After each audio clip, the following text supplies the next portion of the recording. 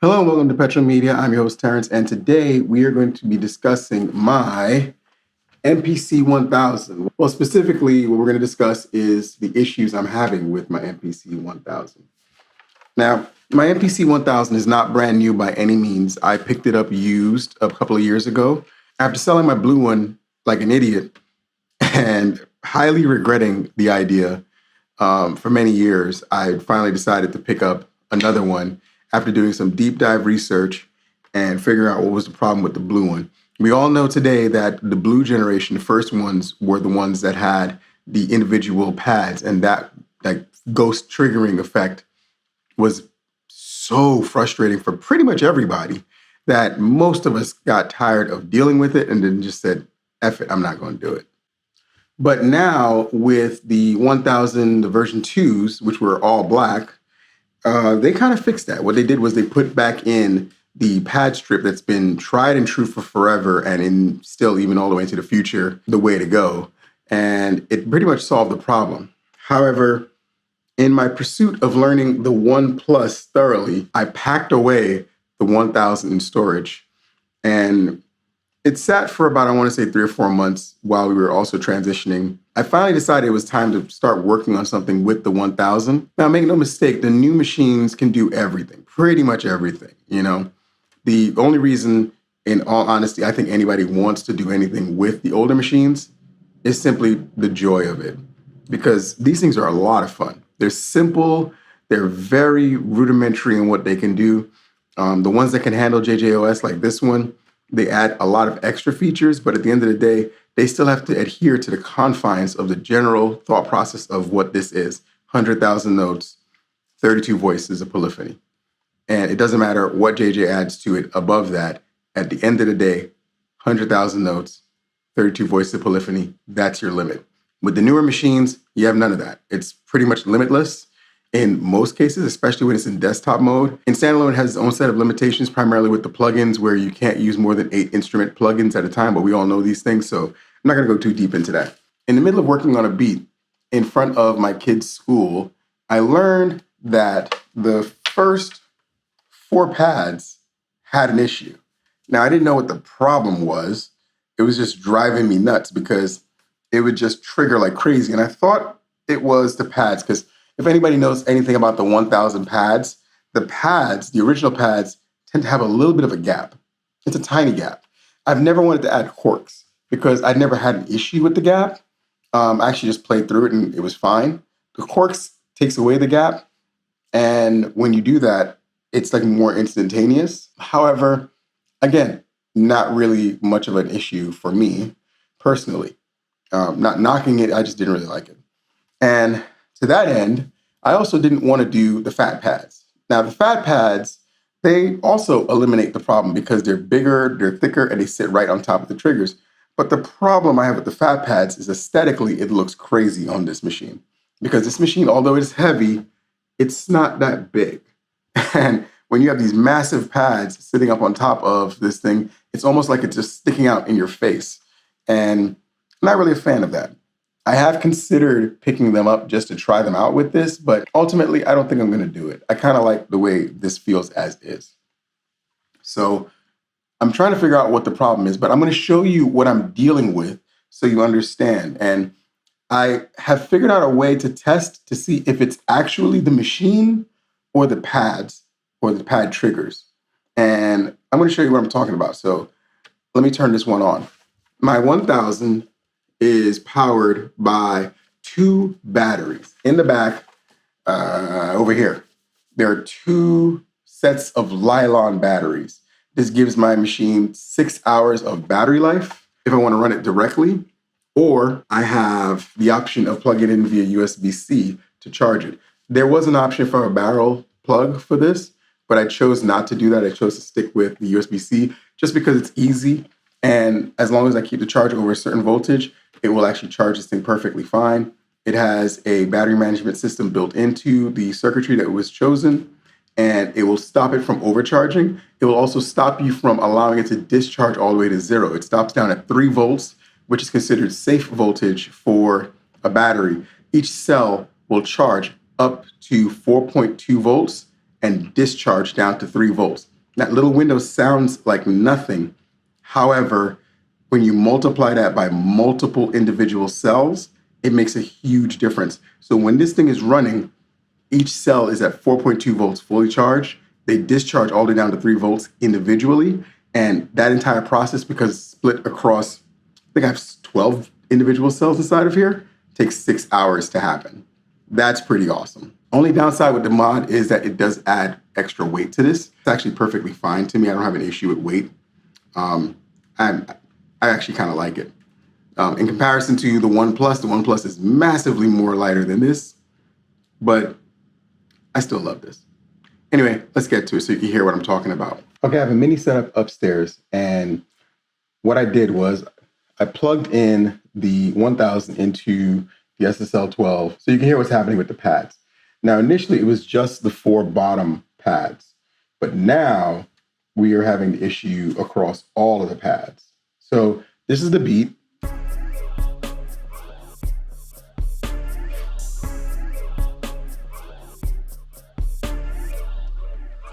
And you guys heard that, I want to say a video or 2 ago, but so you can see what I'm talking about. You hear that double trigger?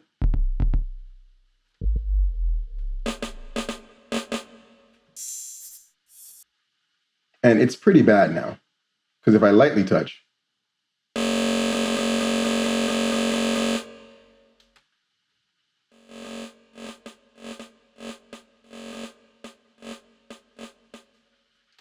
it's pretty bad. So what we're going to do is we're going to figure out if it's the 1000's internal works or if it's just the pads or the pad sheet. And I really think it's just the pad sheet.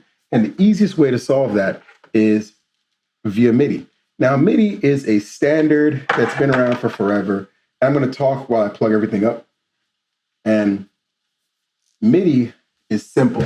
It's a 5-DIN connector that allows you to control something from another device. In this case, I'm just simply going to hook it up to the One Plus, and so that the One Plus gets proper feedback of what's going on, I'm not only going to connect the MIDI in, but I'm also going to connect the MIDI out.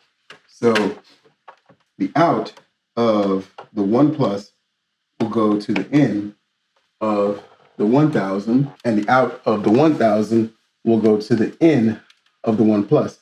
So in theory, these two should be able to talk to each other.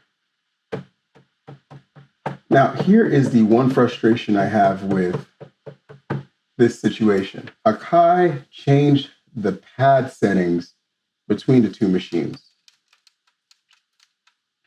So we're gonna go ahead and turn this on real quick. So MIDI is now on. Good, so there we go. So this is talking to that. The One Plus is taking feedback. But even if I show you, and it's kind of hard to see from this angle, but if I hit pad 12 is corresponding to pad 8. If I hit pad 16, I don't even know where it is. Pad 16 is in bank B. So bank A, pad 16 is in bank B. If I hit 1, it goes to 2. 2 goes to 1. So you see how that's confusing, just so we understand. So what we're going to do is we're going to trigger things from here to see if this plays, but all the sound is coming out of here. And I'm hearing nothing. Why am I hearing nothing? Oh, I think I know why I'm not, right? And then the ports. So now it's correct. I have to select MPC out, pick a MIDI channel here. So now this could take that, and that can send information here to tell it what to do. So we're going to try this again.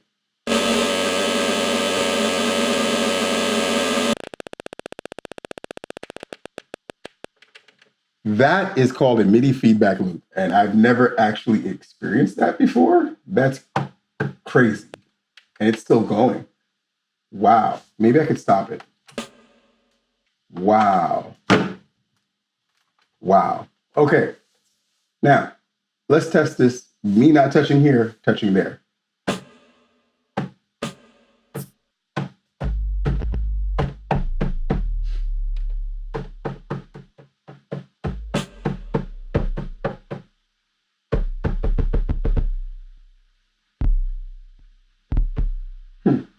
That is interesting. It is getting crazy feedback. So let's change this. I'm going to take the out. Okay. So you're hearing nothing because what happened is the 32 voices were maxed out because this is sending so much information because of the feedback loop. And I was just trying to see if this would work, but it didn't work the way I thought it was going to.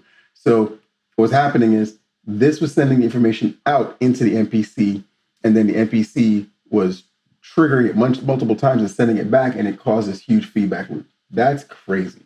So that's got me a little worried. So we're going to try this way instead, where it's not sending out and confusing itself.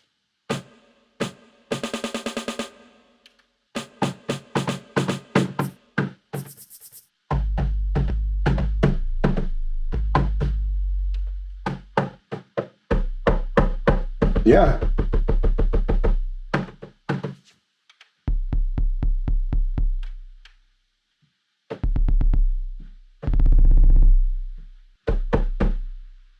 It looks like everything is fine. So maybe the problem is just the pad sheet. That's all I really wanted to check. I wanted to make sure that that's what it was. And you caught me pressing the screen because I'm so used to touching that thing. To confirm, let's go to track 1. And we're going to turn MIDI on. Now we have to go find the sounds.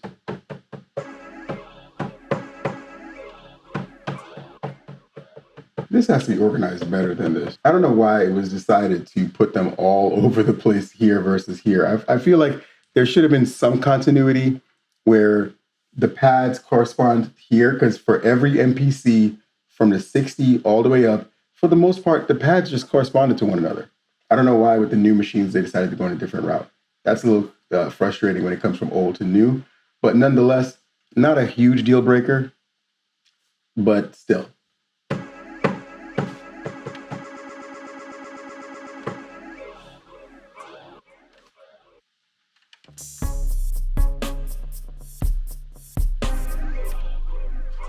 Yeah, so looks like we're good to go. So again, guys, this is just a quick one. I just wanted to make sure that the issue was different than I thought, or if it is actually what I thought it was. And it seems like it is. I think I just need to replace the pad sheet, and that's probably where I'm going to start. The 1000 is just going to sit out of commission for a moment because I got a couple of things I'm working on. I'm always working between, being a dad, being the best dad I can be, and constantly being busy with that. And, music production, I stay very busy. So I have some other things working on. Later on this month, I'll go ahead and order the pad sheet, and we'll start with that. And if that doesn't fix it, then I have to do a deep dive into what's going on. But I really think that's the problem with the 1000.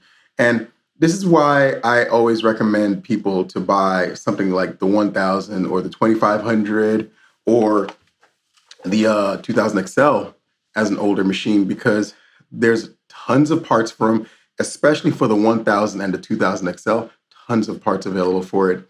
The 2500 there's a lot of parts for, but the 2500 kind of was almost a studio queen. I label machines that way because there's a separation between the thing you can take home and the thing you leave in the studio. And most people who bought the 2500 also had a 1000. And the 1000 was the one they traveled with most of the time. Otherwise, if you couldn't afford to have both, then you would definitely take the 2500 and move it. It's not impossible. It's about roughly the same as the 2000 XL. A little bit heavier, but roughly the same. So it's not impossible. And people took this 2000 XL to the studio and everywhere anyway. But the 2000 XL and the 1000 kind of were the ones that everybody traveled with to studios, to other places, et cetera, et cetera. Whereas things like the 60, the 62, the 3000, the 4000, even the 5000, they're just so big that you wouldn't necessarily want to carry it anywhere. So it was kind of one of those things where it gets plugged in and it stays put where it is, as is my 5000 is downstairs in the studio, and I rarely move it around. If anything, you might see me take it to the kitchen to do a kitchen cookup or something like that, because the studio is in the house, it's always a little warm. Texas is hot. I'll admit it. Cali was just as hot too. I mean, it's not like it's that much of a difference. I'm not going to sit here and try to give in to that crap. but houses weren't positioned in a manner where that's a problem. In my case, this house is set up east to west. And the problem with that is the sun goes east to west. And the room that the studio is in is towards the front of the house, and it just stays hot. It's almost like the sun comes up and goes right into that room. And I can cool it down some, but it's warm and it's frustrating. And we're getting into the cooler months, so it's getting a little bit more livable. But most of the time, it's just so hot that I'm not comfortable being in there. So I tend to work on things elsewhere, and then I'll bring things there for finalizing. And I can do an hour or two comfortably before it's just like, okay, it's a little much.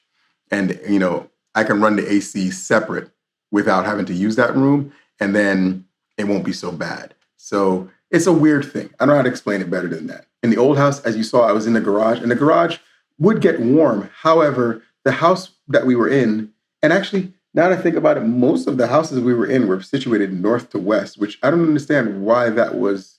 Maybe that was just a luck thing, a luck of the draw, but almost every house was north to west. So in that scenario, the sun went over the sides of the house. It didn't bake the front and bake the back. So it didn't make it hard to do work at times in different spaces. You'll probably see some videos with me working on the 1 Plus and the 1000 in the backyard at some point, because in the mornings it's nice and cool because there ain't no sun back there. So I might do some videos out there, but we'll see.